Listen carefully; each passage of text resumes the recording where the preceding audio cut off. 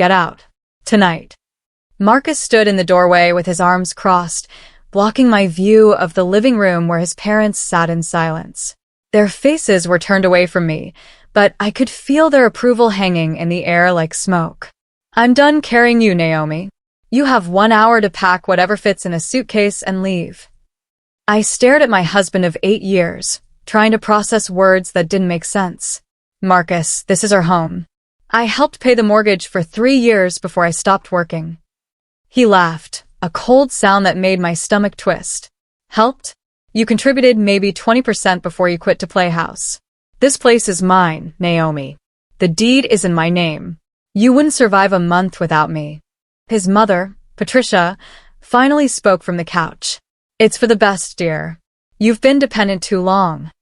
I looked at Marcus's father, Bernard, hoping for something, anything. He studied his hands. Behind Marcus, I could see they'd already prepared for this moment. My favorite chair was gone. The photos of us were missing from the walls. This wasn't spontaneous anger. This was calculated removal. 1 hour, Marcus repeated, checking his watch. Then I'm changing the locks. I stood outside the house at 9:47 that night, one suitcase at my feet, watching through the window as Marcus locked the door from inside. He didn't even look back. Patricia and Bernard were still there.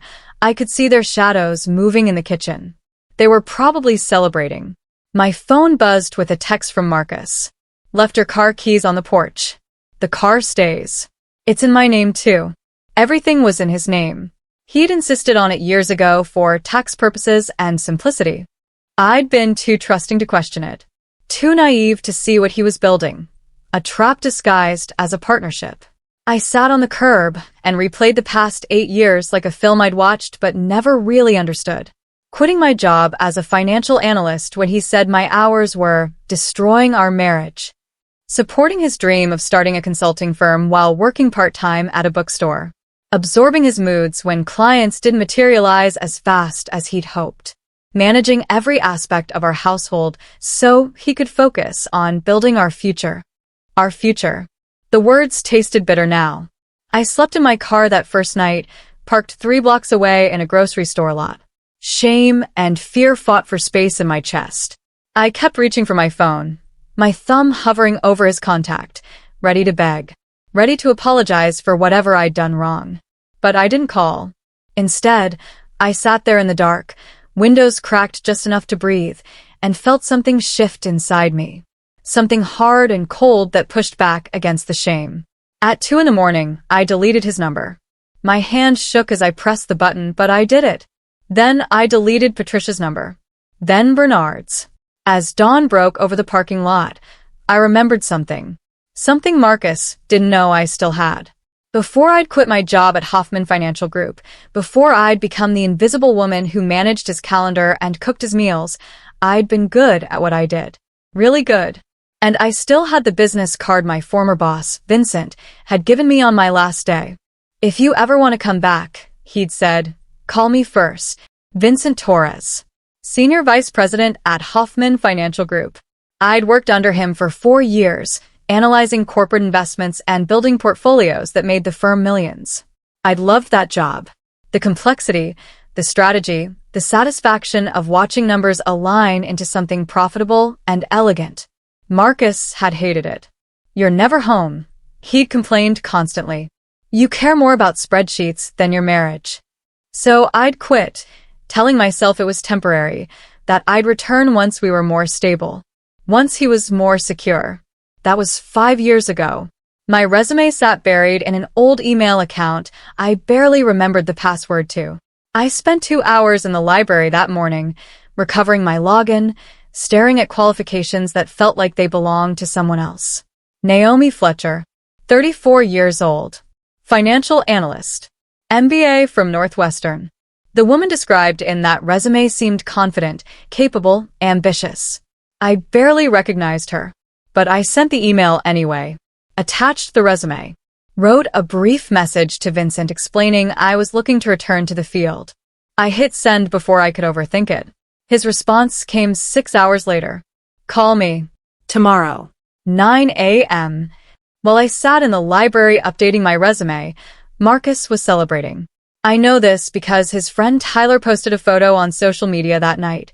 Marcus at a bar, whiskey in hand, grinning at the camera. The caption read, "Freedom looks good on you, brother." 43 people liked it. 7 people commented with laughing emojis and congratulations. No one asked where I was. No one wondered if maybe there was another side to this story. Patricia commented too. "So proud of you for choosing yourself." I stared at that post until my eyes burned.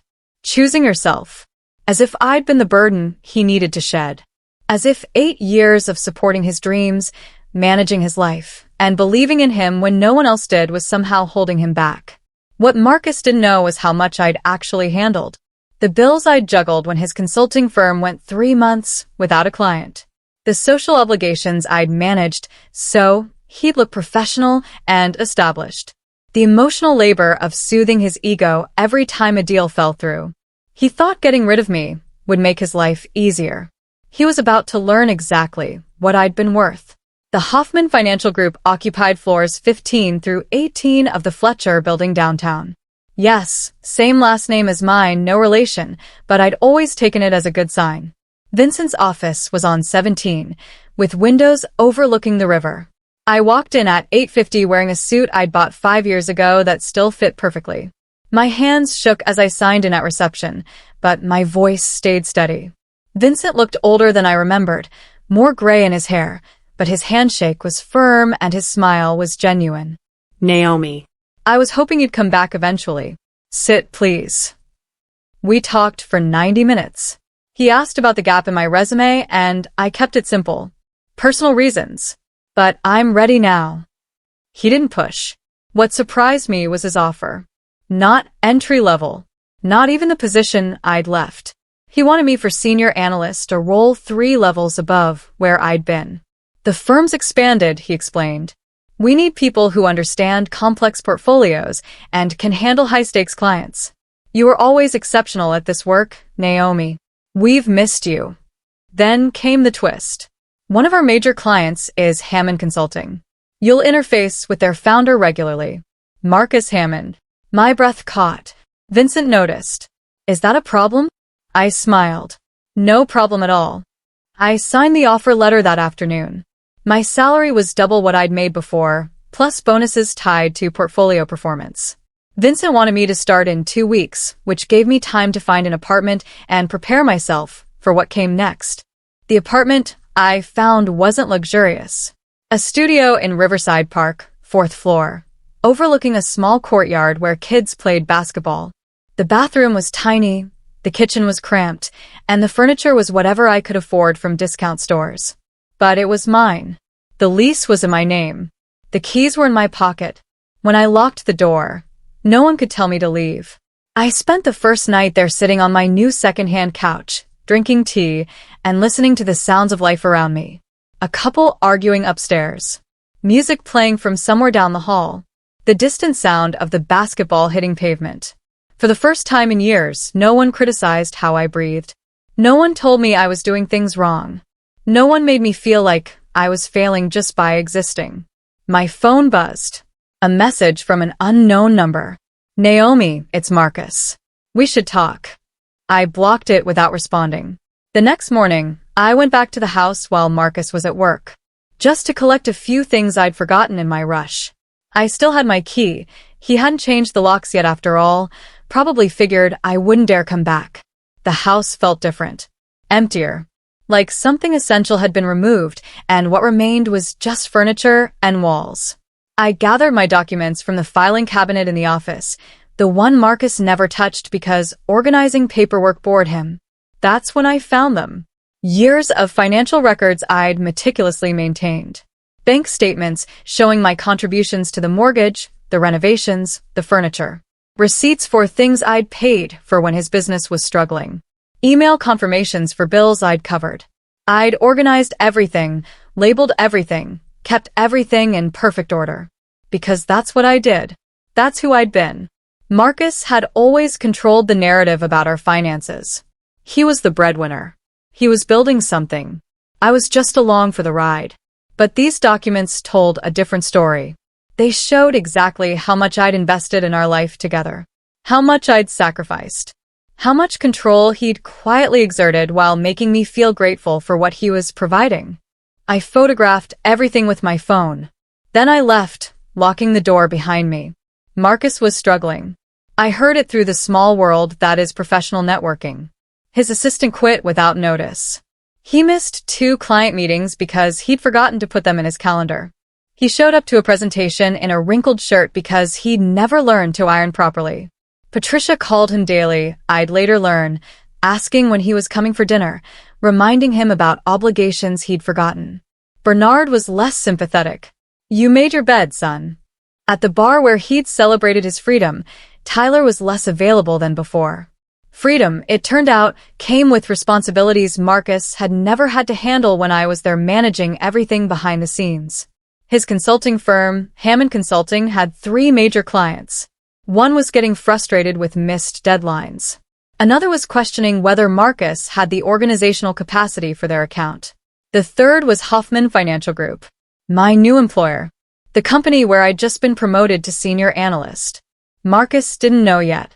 He'd find out soon enough when Vincent assigned me as his primary contact for portfolio review. It was standard practice. The highest performing analyst got the most demanding clients. I'd spent 8 years making Marcus look good. Now I'd spend the next few months watching him try to maintain that image without me. I ran into Marcus 3 weeks after starting my new job. The lobby of the Fletcher building, 11:15 on a Tuesday morning. He was coming in for a meeting. I was heading out for lunch. He saw me and stopped. His eyes traveled from my face to my suit to the building directory behind me showing Hoffman Financial Group on the 17th floor. I watched him calculate, his expression shifting from surprise to confusion to something that looked almost like fear. Naomi, what are you doing here? Working. I adjusted the portfolio folder under my arm. Excuse me, I have a lunch meeting. Wait. Working where? I smiled, the same polite smile I'd used at 1,000 social functions while standing beside him. Have a good day, Marcus. I walked past him, feeling his stare on my back. I didn't turn around, didn't explain, didn't justify my presence in this building, in this life, in this version of myself he'd never believed existed. Behind me, I heard him say, Naomi, where are you working? But I was already through the revolving door, stepping into the autumn sunlight, breathing air that tasted like victory and patience and cold, calculated control. He'd find out soon enough. He had a meeting with Vincent that afternoon to discuss his portfolio performance. Vincent would mention his new senior analyst, the one assigned to the Hammond account. Marcus would recognize my name. And then he'd understand exactly what was happening. The promotion to senior analyst came with corner office space, a team of junior analysts, and direct oversight of the firm's most significant portfolios. Hammond Consulting's account was worth $12 million, invested across technology stocks, real estate holdings, and emerging markets. I'd helped build that portfolio 5 years ago, before Marcus convinced me my career was damaging our marriage. I knew every investment, every risk, every projected return. I'd recommended half of those positions myself. Now I was back, evaluating performance, making recommendations, and preparing quarterly reports that Marcus would have to sit through and approve. Vincent called it professional continuity. I called it justice served cold and precisely calculated.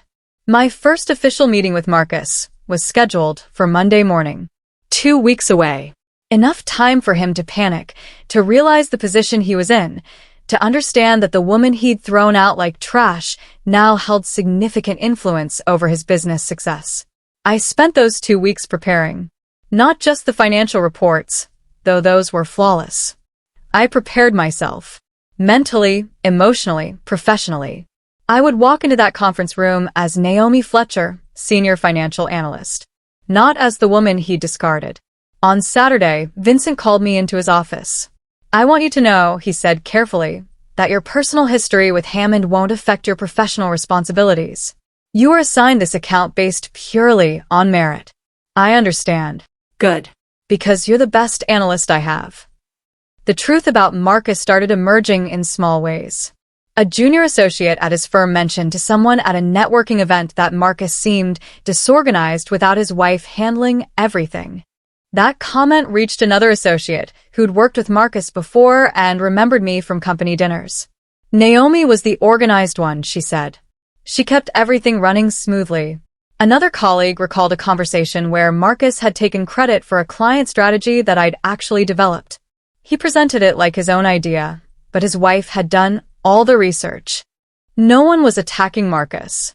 No one was spreading lies. They were simply remembering accurately, recalling details they'd noticed but never questioned, piecing together a picture that contradicted the story Marcus told about himself.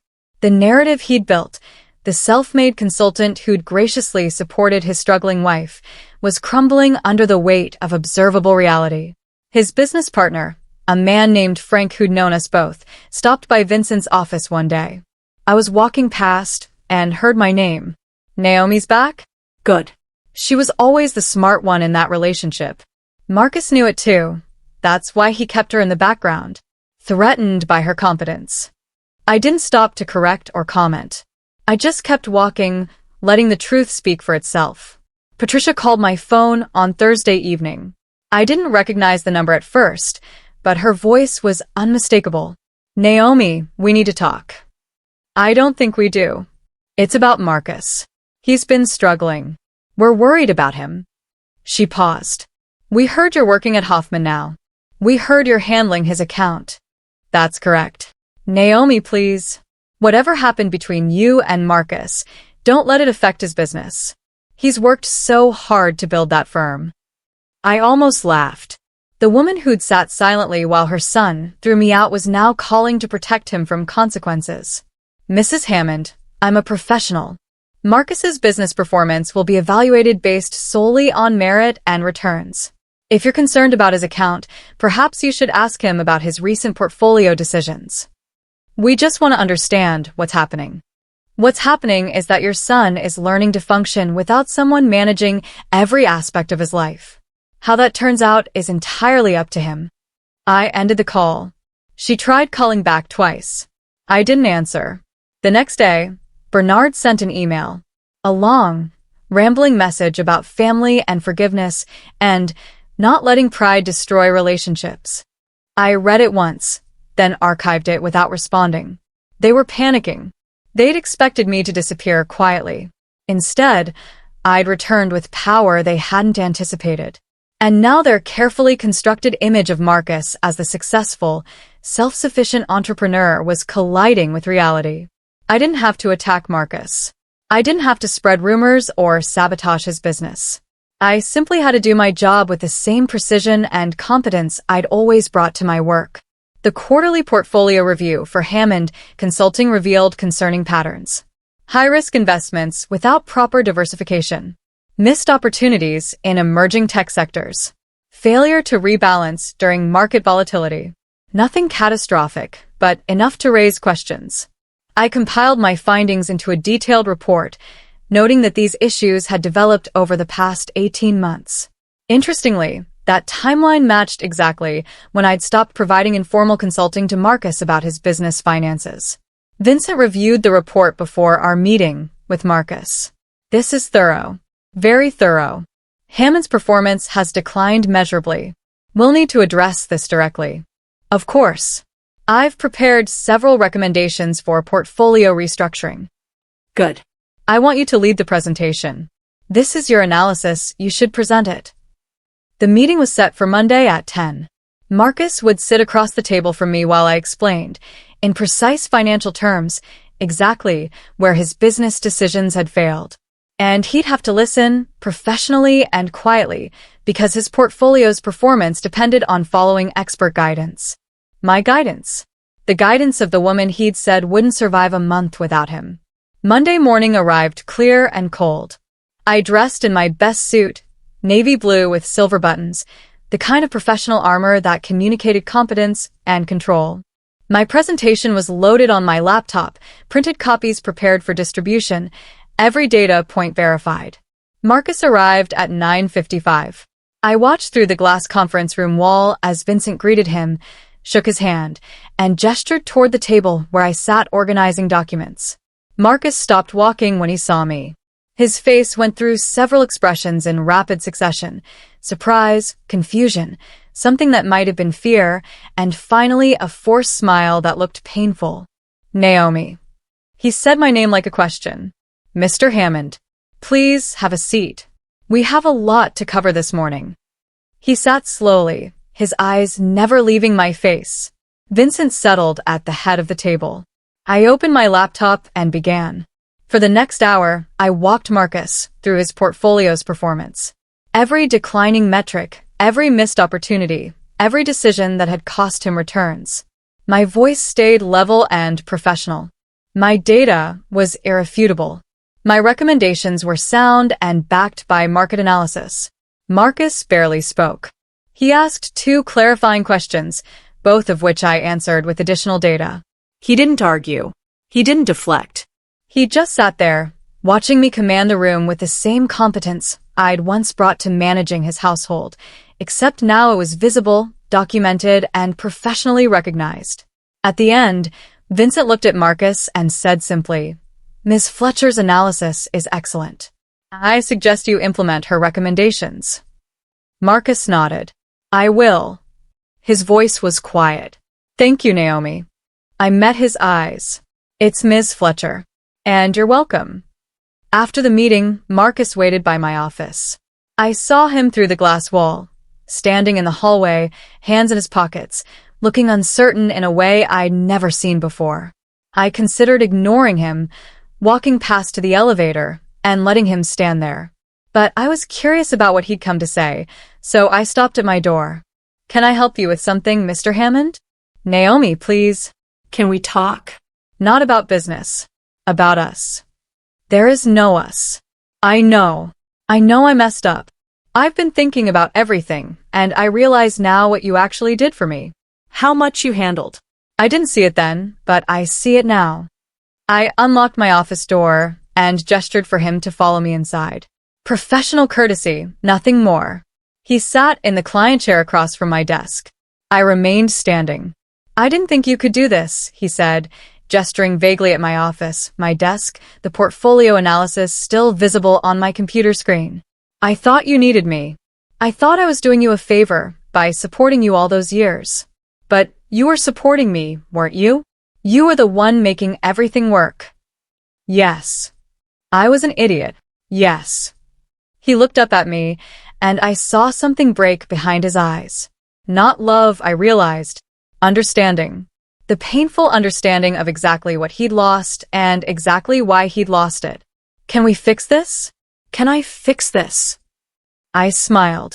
It wasn't a kind smile. "Fix what, exactly? Your portfolio?" "Absolutely. I've given you clear recommendations. Your life? That's not my responsibility anymore." Then I walked to the door and opened it. "I have another meeting. Please schedule any future consultations through Vincent's assistant." He stood slowly, walked to the door, and paused. "I'm sorry, Naomi. For all of it." I closed the door after he left and returned to my desk. My hands were steady. My heart was calm. I felt nothing but the satisfaction of a job well done and a lesson thoroughly delivered. The financial reckoning came 2 weeks later, delivered through my attorney's office. The documents I'd photographed from Marcus's filing cabinet told a clear story. I'd contributed significantly to what Marcus claimed was his house, his investments, his success. My lawyer, a sharp woman named Vanessa Brooks, reviewed everything with the efficiency of someone who'd seen this pattern before. "You have an excellent case. Joint property laws in the state are very clear. Your contributions entitle you to a significant portion of the marital assets." How significant? Half the house equity at minimum. Possibly more given his claims about sole ownership despite your documented contributions. Plus reimbursement for expenses you covered during his business startup phase. We're talking substantial numbers, Naomi.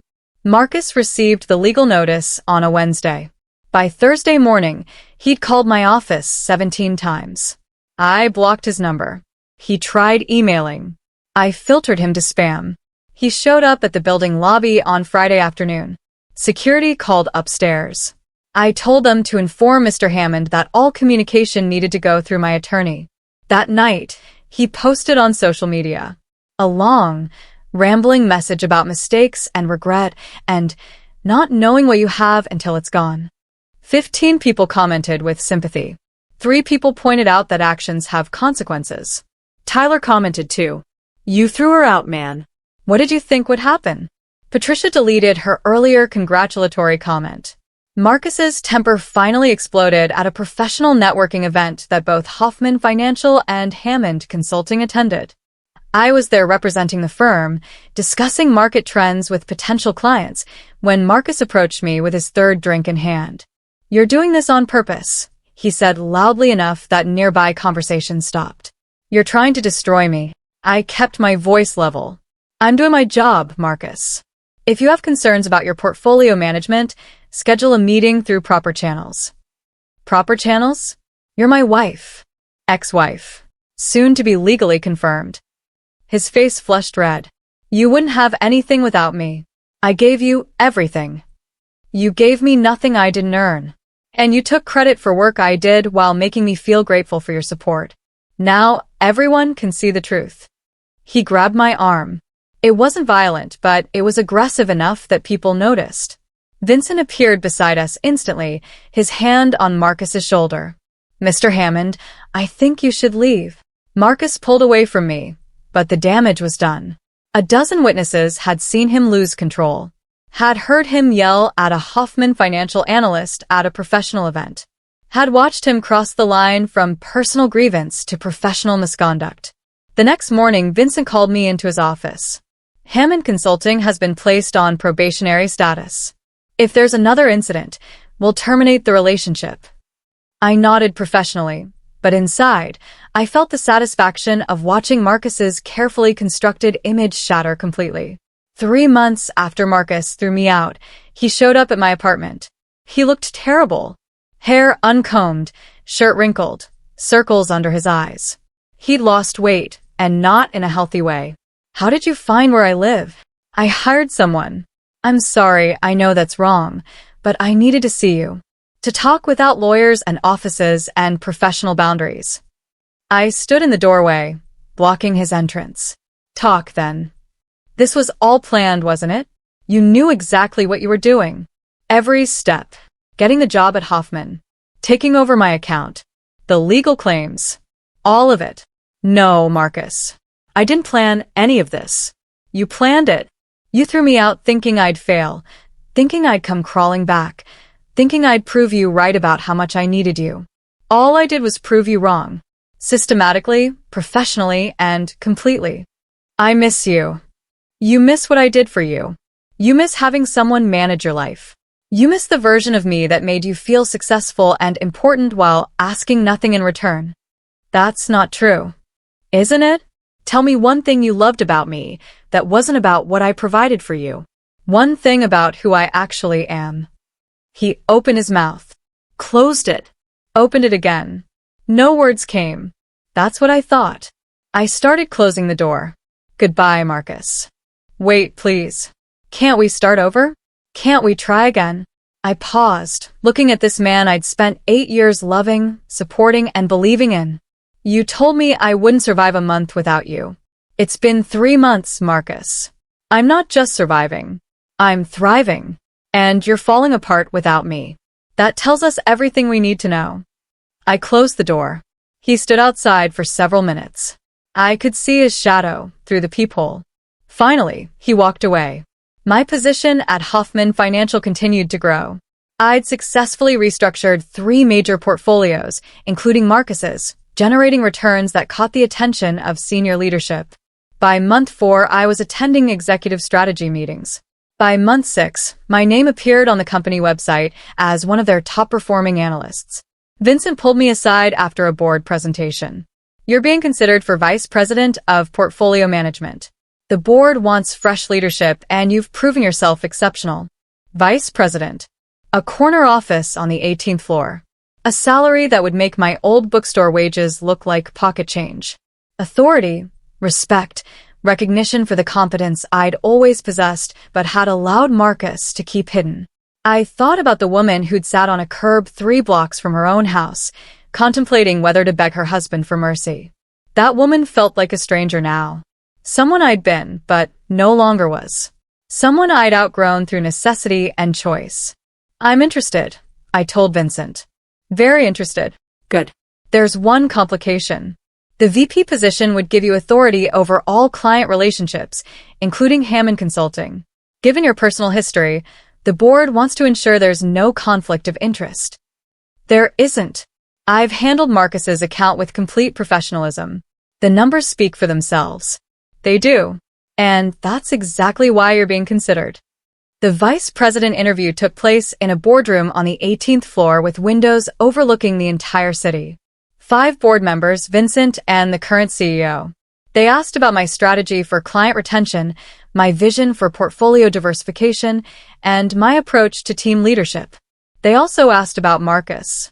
Direct, uncomfortable questions about whether I could maintain professional boundaries given our history.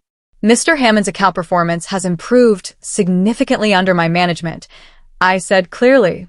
His returns are up 18% since I took over. His portfolio is properly diversified and positioned for long-term growth. My personal feelings about Mr. Hammond are irrelevant to my professional responsibilities, and the results demonstrate that. The CEO, a woman named Diane Foster, who'd built Hoffman Financial from a small firm into a regional powerhouse, smiled slightly. Ms. Fletcher, some might say you've been remarkably harsh in your evaluation of Mr. Hammond's previous decisions. I've been accurate. The data is objective. And some might say you've enjoyed that accuracy. I met her eyes directly. I've enjoyed doing my job well.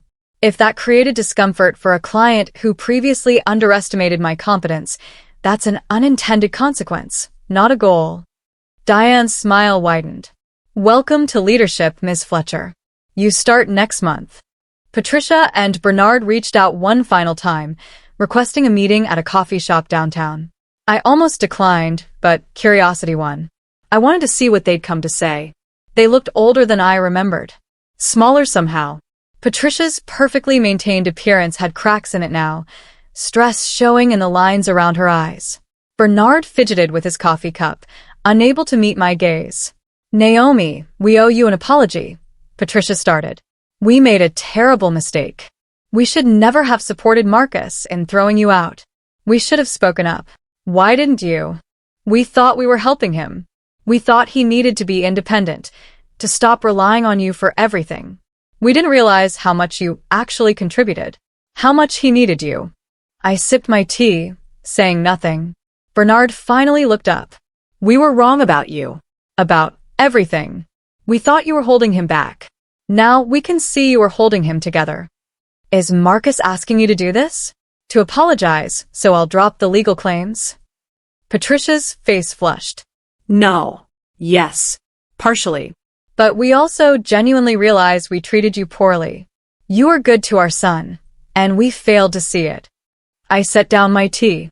Mrs. Hammond, Mr. Hammond, I appreciate that admitting fault is difficult. But your apology is about 5 months too late. I don't forgive you. I don't hate you either. I simply don't care anymore what you think of me or what you want from me. Naomi, please. The legal proceedings will continue. Marcus will pay what he owes. And you'll all adjust to the reality that the woman you dismissed is now the one holding authority over the business you were so proud of. That's not revenge. That's just consequence.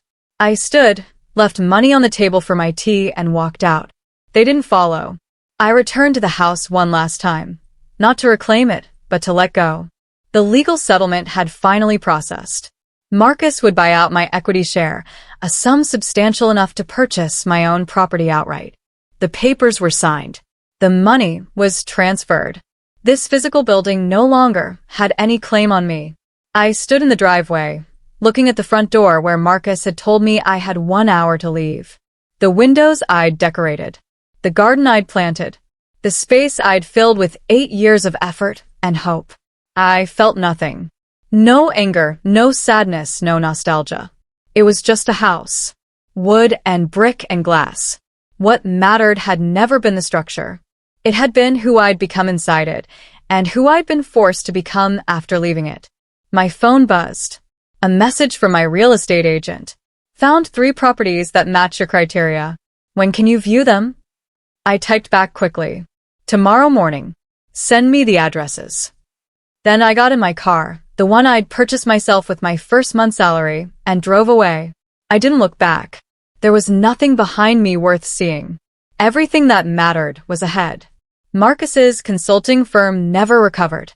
The professional damage from his outburst at the networking event, combined with the portfolio mismanagement I documented, cost him 2 of his 3 major clients. Hoffman Financial eventually terminated the relationship, deciding that the account wasn't worth the continued complications. He tried to rebuild, taking smaller clients and working longer hours. But without someone managing the details he'd always ignored, mistakes accumulated. Deadlines were missed. Communications got confused. The reputation he'd built, largely on work I'd done invisibly, crumbled without that foundation. I heard through professional channels that he'd taken a salaried position at a larger firm, giving up on running his own company. The Marcus Hammond who'd told me I was useless and wouldn't survive without him was now working under someone else's authority, earning a fraction of what he'd made before. The house he'd fought so hard to keep sole ownership of went into foreclosure eventually. He couldn't afford the mortgage without my contributions and without the business income that had depended on my organizational skills. Patricia and Bernard helped him financially for a while, but even their resources had limits. They'd invested heavily in Marcus's success story, and that story had turned out to be fiction. Tyler, his friend who'd posted about freedom, stopped appearing in Marcus's social media. The celebration had been brief. The consequences were lasting. I'm sitting in my new house now, a craftsman-style home in the Brookside neighborhood with a porch and a garden and windows that let in morning light. The deed is in my name. The mortgage is manageable on my VP salary. Every piece of furniture, every plant, every detail reflects choices I made for myself. My name is Naomi Fletcher. I'm 35 years old, originally from Columbus, Ohio, and if you've enjoyed this story, please subscribe to my channel for more fascinating stories about resilience, justice, and what happens when people underestimate the quiet strength of those they dismiss. I didn't come back to prove Marcus wrong. I came back because I finally understood what I'd always been capable of. The woman who'd slept in her car in a grocery store parking lot wasn't weak. She was gathering strength. The woman who deleted her husband's number in the dark wasn't giving up. She was choosing herself. Marcus thought throwing me out would free him from the burden of an incompetent wife. Instead, he freed me from the burden of his ego and insecurity. He freed me to become exactly who I'd always been underneath the role I'd been playing. I look at my life now, at the career I've rebuilt, and the independence I've earned and the peace I feel, and I realize something important. This isn't a story about revenge. It's a story about recognition. Recognition of my own worth. Recognition of what I'd always been capable of. Recognition that sometimes the greatest gift someone can give you is underestimating you badly enough that you're forced to prove them catastrophically wrong. Marcus threw me out thinking I'd fail. What happened when I came back didn't just shock him. It rebuilt me into someone who'll never again be underestimated or dismissed or made to feel grateful for less than I deserve. And that's worth more than any revenge could ever be.